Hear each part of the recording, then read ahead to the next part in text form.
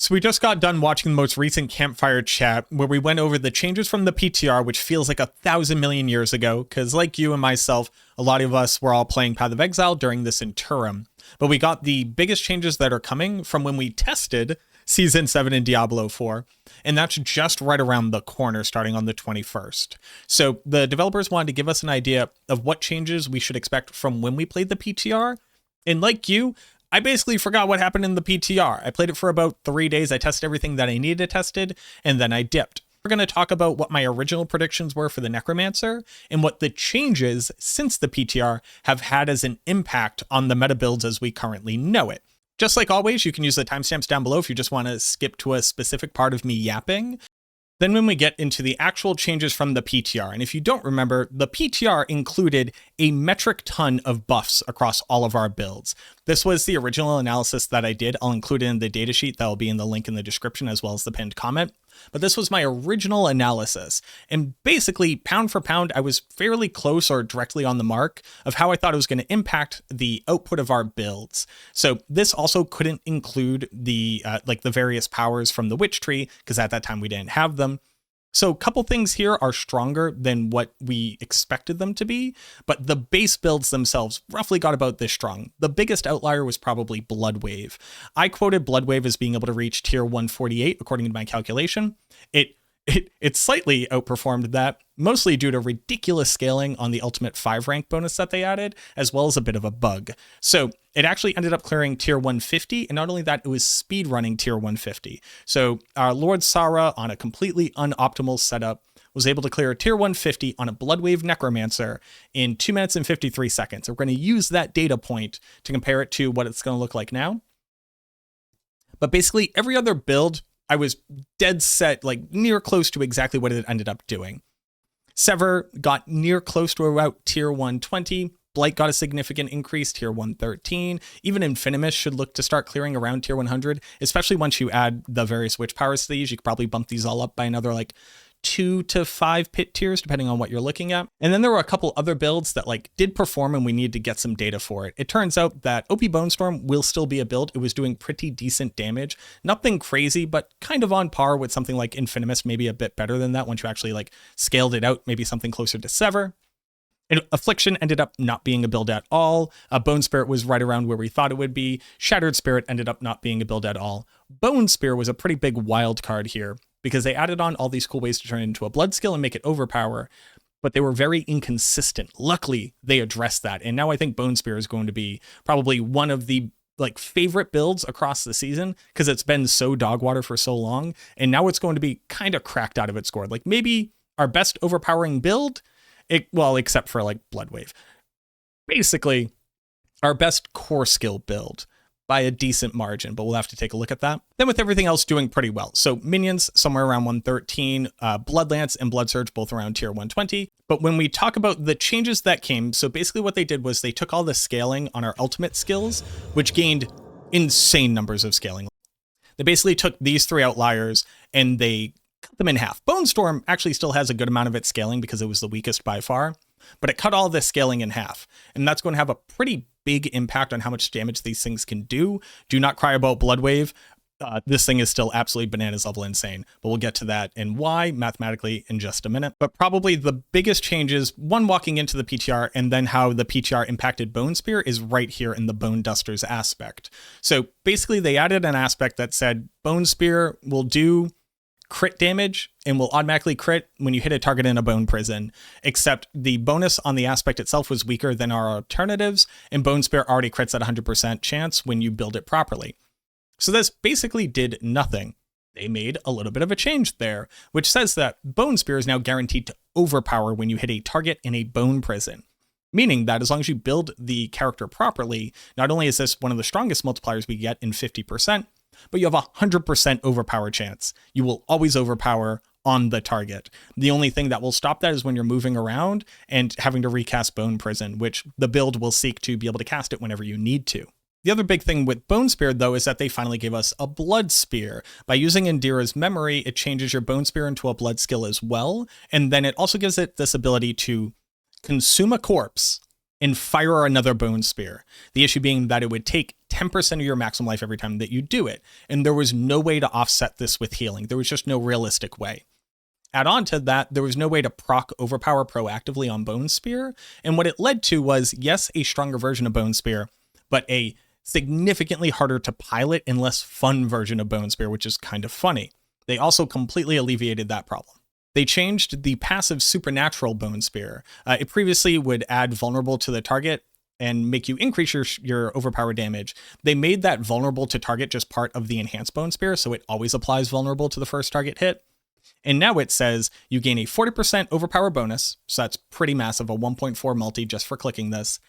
And whenever your Bone Spear overpowers, it will heal for 5% of your maximum life. So since Indira's will make your corpses consume to cast a Bone Spear, and those will overpower as long as your target is in a bone prison, that means that your initial Bone Spear and your second Bone Spear will both heal for 5% of your maximum life, add on to that like healing received and stuff, so you're actually going to overheal how much life you would have lost. On top of that, this will all trigger off of Bone Spear cast twice, which will trigger when you cast it and when it triggers from a corpse. So they'll actually heal for greater than 20% of your maximum life every time that you cast Bone Spear, and you're only taking 10% of your maximum life. So what it basically means is that they solved the overpower problem, making it overpower 100% of the time, and they solved the losing 10% of your maximum life issue by overhealing more than that amount.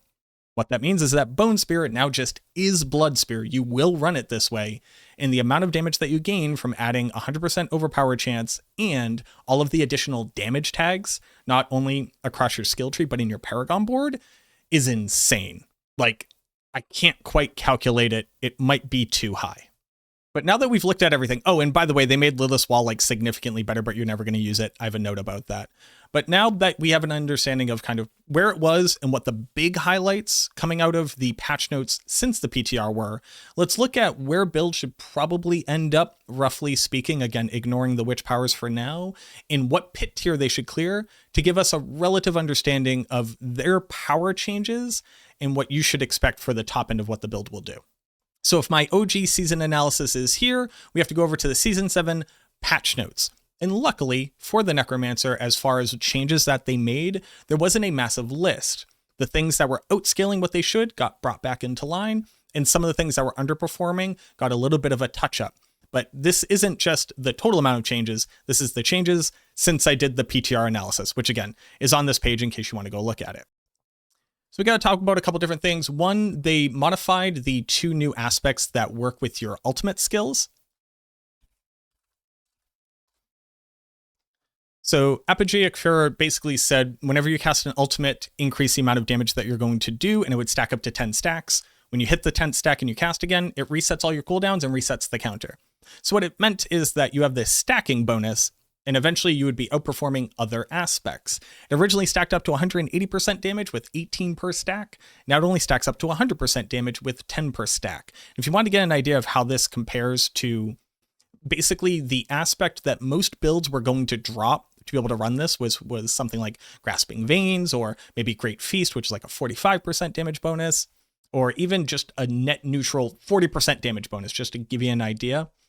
Nowadays, the difference between Apogeic's bonus and just running Grasping Veins the entire time is net neutral. You start off doing less damage for the first 6 casts, and then for the last 5 casts, you do more damage. And it quite literally comes out to a difference of 0. So here, I think that running Grasping Veins is just strictly better, because over a dataset of 11 attacks, it is the same, but each attack is weaker to start off with, and there's no reason, because your average damage over that same amount of time is absolutely nothing. Now, that being said, previously, when we originally did this analysis, using Apogeic Fury was roughly a 26% damage increase over using Grasping Veins. So we were gonna, and now we're not gonna. This is probably better for the majority of other classes, because the Necromancer is kind of both blessed and cursed with really good generic aspects, but it kind of just homogenizes all of our builds. But you know what?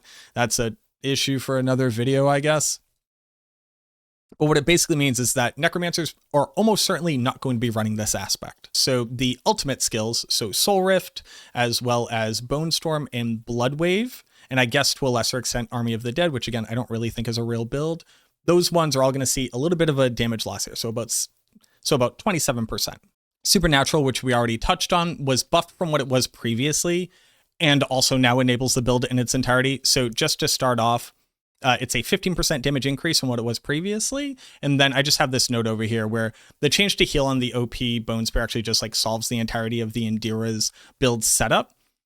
So while this is a little bit of a boost in how much damage it's granting, it fully enables the build. So, you know, how do you calculate fully enabling a build to function?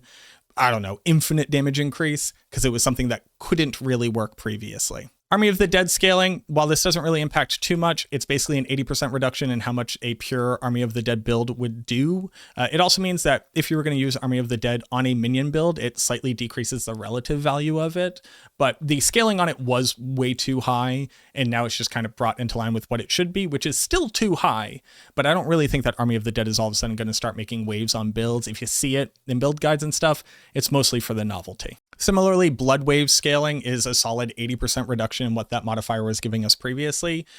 Do not start burning all of your Blood Wave stocks. I know I'm kind of putting the cart before the horse there, but we'll touch on why you don't need to worry about it. It's still insane. And then similarly, Bone Storm scaling. So Bone Storm scaling is only representative of about a 30% damage loss here, just because it wasn't cut purely in half. It was cut by this much, which does mean that the Bone Storm build as it was probably won't see a lot of meta use, but it is something that you can still do. They also made a change to Supreme Bone Storm, so the final modifier of the Bone Storm skill, and it's going to now also increase your attack speed by 20%. Previously, it only gave you crit chance. Do I think that Bone Storm needs a buff? Absolutely. Do I think that this damage scaling, as well as increasing attack speed on Bone Storm, is going to make it so that Soul Rift isn't run on every single build that isn't Blood Wave? No, not really. The reality of it is that Soul Rift does too much, and the things that Bone Storm does, while uniquely different, aren't valuable in the current iteration of the game. Builds don't really need more attack speed, builds don't really need more crit chance, and even the damage reduction that it offers you doesn't outvalue what Soul Rift brings to the table. If they ever nerf Soul Rift to the point where it is not pervasive throughout the entirety of the meta, this change will be pretty cool. Basically, the Supreme Bone Storm, in a nutshell, saves you 1.5 affixes on important gear pieces, so you don't need as much attack speed, you don't need as much crit chance to hit the caps. What does that really offer to the build? Some more intelligence, some more niche stats like cooldown reduction, or just more maximum life or additive damage, in case that's relevant for scaling our line character sheet to scale things that shouldn't scale off of it. But as it stands right now, basically what I put here in my notes is that the Supreme Bone Storm change like helps out Bone Storm builds a little bit. And then I just detailed the fact that the issue is that Soul Rift exists. So other than very specifically Bone Storm, no other build will run Bone Storm. Bone Dusters, we already talked about this. Again, just fully enables Bone Spear across the board. The difference here, and actually I didn't catalog this, but the difference here is going to be the difference between a 1.5 and basically like a 1.4. So it's roughly a 7% damage increase, which I can actually add over to here and then slightly modify this equation so we can get a better look at it. But we're loving it. So this is roughly on paper about a 110. But again, there's a huge caveat there, which we'll talk about. The Deathless Multi, just adding on a 60% damage multiplier to Deathless Visage. This is a bit of an increase from what we had previously, but I actually missed this change in my original estimation of how much stronger the build would become. So I added on a full 60% modifier there in my analysis. Deathless Crit Scaling. So again, they have decreased how much bonus you get from scaling your additive crit damage. It used to be every 20 points. Now it's every 25 points. It almost reads like a buff. I'll be honest with you. It's a little bit confusing here. Echo damage scaling increased from 20 of critical strike damage to 25. The issue being that it's not that you get 20% of your crit damage. It's every 20 crit damage that you have, you gain a 5% modifier.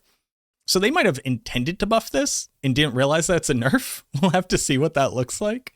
But it's just important to note that this is a reduction in your Deathless Visage's damage scaling. It's not truly representative of a 22% reduction in Bone Spear's output, though. Because Bone Spear does damage and the echoes do damage. let's just go ahead for the sake of this argument, say that the echoes do 50% of your damage, which on original Bone Spear, they were actually the majority of what you were looking to scale. And nowadays the actual Bone Spear will actually do damage. So maybe it's more like a 70-30 split or a 60-40 split. We'll have to see in real time. But what it basically means is that you actually only get the difference between like what the split is in damage reduction. So this is probably more like an 11% reduction in damage output for the build, as opposed to like the full 22%.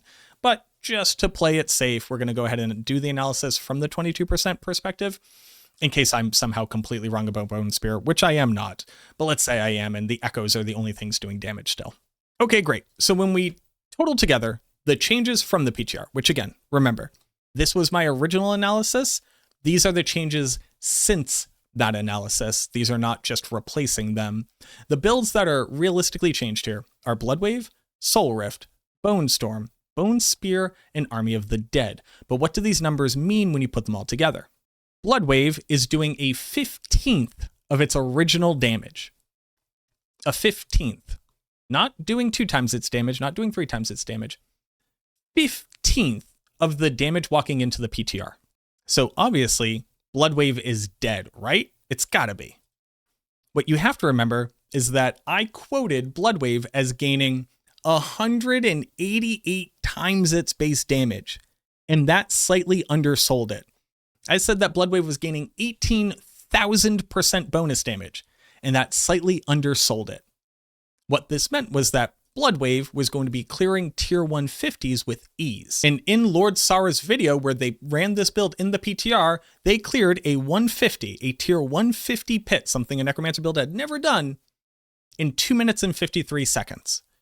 So if we adjust for doing 15% of the damage that they were doing here, where they were topping out somewhere around like 2,500 trillion damage, which is insane to say, but like, what can you do?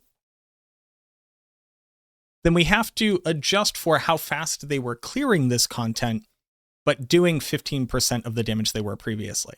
So the funny part about that 173 seconds that they were doing the actual pit tier 154, 75 seconds of it, they were just running or in loading screens, which starts to get really weird when you think about it. But how fast you can run through the pit when you're at tier 150 speed farming is probably one of the biggest overall contributors to how fast you can do the content. But what it basically means is that for 98 seconds, they were doing damage.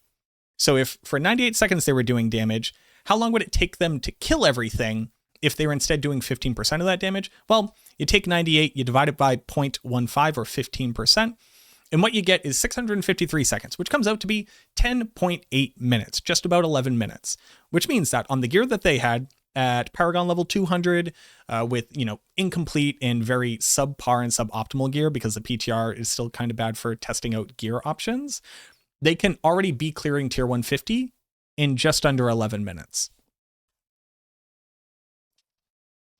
So what that means is, minimum, on the gear that we already know can do it, Bloodwave will still be running tier 150. It will still be, by an insane margin, the strongest Necromancer build in the game, and it will probably be one of the strongest builds in the game, bar none. The Spiritborn has been way brought back down to level field, and we might all now hate the Bloodwave Necromancer as one of the only builds that can run tier 150.